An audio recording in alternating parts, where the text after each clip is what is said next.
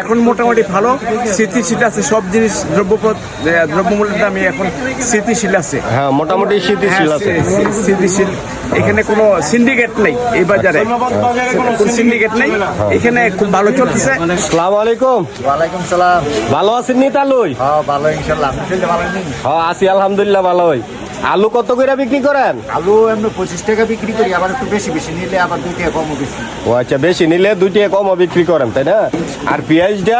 এইটা 50 টাকা বিক্রি করি। 50 টাকা। এটা দেশি না ইন্ডিয়ান? দেশিটা। দেশিটা। রসুন? রসুনটা 220 টাকা বেচা যায়। রসুনটা 220 টাকা বেচা যায়? 120 টাকা। ও 120 টাকা। আচ্ছা আচ্ছা, 120 টাকা। আদা কত করে কেজি? আদাটা একটু বেশি নিলে 100 টাকা ধরা যায়, আবার ওই 6 টাকা খাত বেচলে আবার 120 টাকা পড়ে। 120 টাকা, কারণ এটা মাপ তো 10 গ্রাম 20 গ্রাম বেশি যায়। এক পা নিলে তো 30 টাকা বেচা লাগে। হ্যাঁ হ্যাঁ, আবার বেশি নিলে 100 টাকা বেচা। 100 টাকা বেচা যায়। আচ্ছা আচ্ছা। এমনি ইয়ার মরিচের গুঁড়া কত করে বিক্রি করেন? মরিচের গুঁড়া আর মরিচের গুঁড়া কত করে বিক্রি করেন? মরিচের গুঁড়া কিন্তু 100 এক পা নিলে 110 টাকা। এক পা নিলে 110 টাকা। 110 টাকা। মানে 500 450 টাকা। আচ্ছা রাখেন। এই 440 আচ্ছা, এই আস্তা মরিচটা কত করে কেজি? আস্তা মরিচ এটা কারেন্ট মরিচ, এটা বিক্রি করি 350 টাকা, আর এটা বিক্রি করি 220 টাকা। এটা 220 টাকা। এই হলুদের গুঁড়া? হলুদের গুঁড়া 360 টাকা।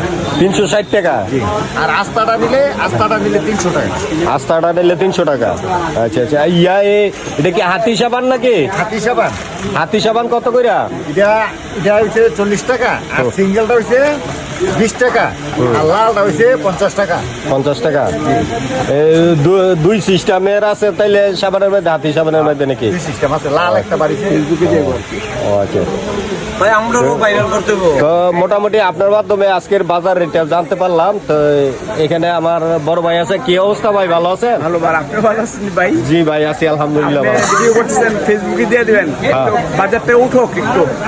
এখানে ক্রেতা বিক্রেতারা সমন্বয়ে যেন বাজারটা যেন একটু সমৃদ্ধ হয়, শক্তিশালী হয়, ক্রেতা বিক্রেতার যেন আগমন ঘটে বুঝছেন? এটা আপনি ফেসবুকে দিয়ে দেন, ভাইরাল হোক।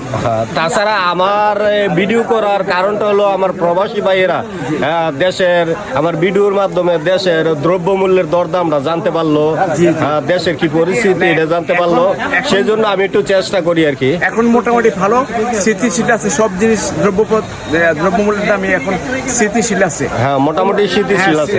স্থিতিশীল, এখানে কোনো সিন্ডিকেট নেই এই বাজারে, কোনো সিন্ডিকেট নেই, এখানে খুব ভালো চলতেছে। পেঁয়াজের দামটা সামান্য একটু হয়তো বাড়া, সামান্য।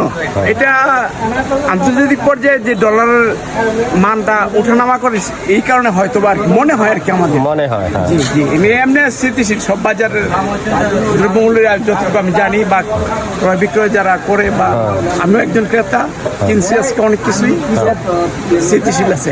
ধন্যবাদ ভাই আপনাকে। ধন্যবাদ ভাই, আপনাকেও ধন্যবাদ, অসংখ্য ধন্যবাদ। তো আমার বড় ভাইয়ের সাথে একটু কথা বললাম, অনেক কিছু জানতে পারলাম ওনার সাথে কথা বলে। তো আচ্ছা, তো ভালো থাকে না? ইনশাআল্লাহ। ওকে, আল্লাহ হাফেজ। ভালো থাকেন।